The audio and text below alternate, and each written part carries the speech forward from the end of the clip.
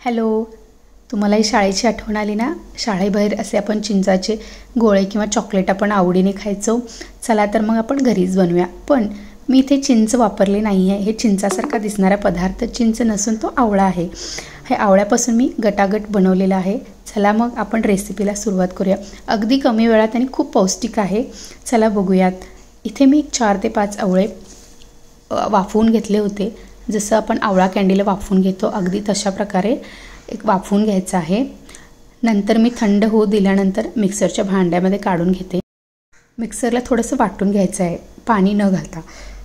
आता इथे मी आपला जो आवळा होता जो मिक्सरला फिरवला होता तो एका भांड्यामध्ये काढून घेऊयात आणि गरम होऊ देऊयात. याच्यामध्ये आपण गूळ ॲड करणार आहोत.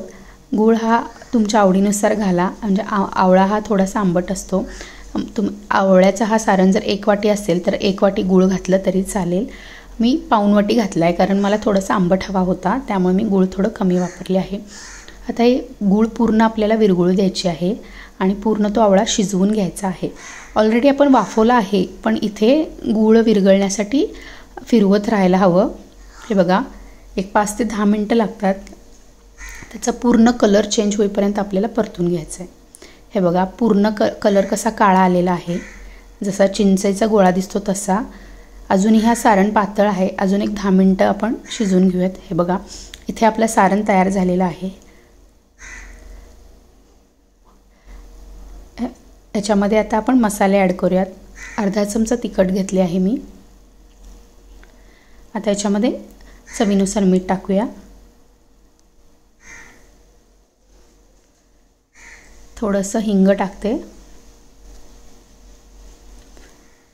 आणि थोडंसे जिरेपूड आणि थोडंसं मी आमचूर पावडर टाकलेलं आहे. आमचूर पावडर ऑप्शनल आहे कारण आवळा देखील थोडासा आंबट असतो, त्यामुळे टाकलं नसेल तरी चालेल.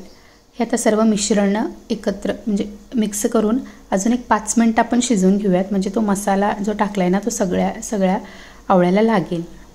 हे बघा, अजून थोडंसं घट्ट होऊ देऊयात.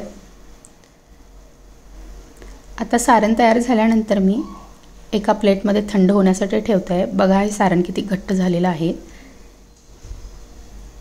हे बघा, असा जर चमच्याला चिकटला ना तर समजायचं की आपलं सारण तयार आहे. आता मी हाताला थोडंसं तूप लावून घेते आणि छोटे छोटे गोळे बनवून घेते. हे बघा असे. आवळा हा खूप गुणकारी आणि पौष्टिक असतो, त्यामुळे जेवल्यानंतर तुम्ही हे खाऊ शकता. आंबट गोड किंवा कुठे प्रवासाला चाललो तरी आपण काही चॉकलेट बिस्किट खातो ना प्रवासात, तर अशा वेळी तोंडात धरला तरी खूप चांगलं वाटेल. थोडंसं असं पिठी साखरामध्ये घोळायचं आहे आणि ठेवायचं आहे.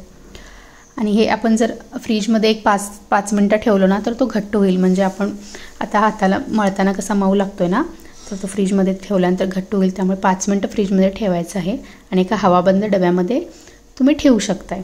हे बघा, इथे आपले आवळ्याचे गटागट तयार झालेले आहेत. तुम्ही नक्की करून बघा आणि माझी ही रेसिपी आवडली असेल नक्की शेअर करा, लाईक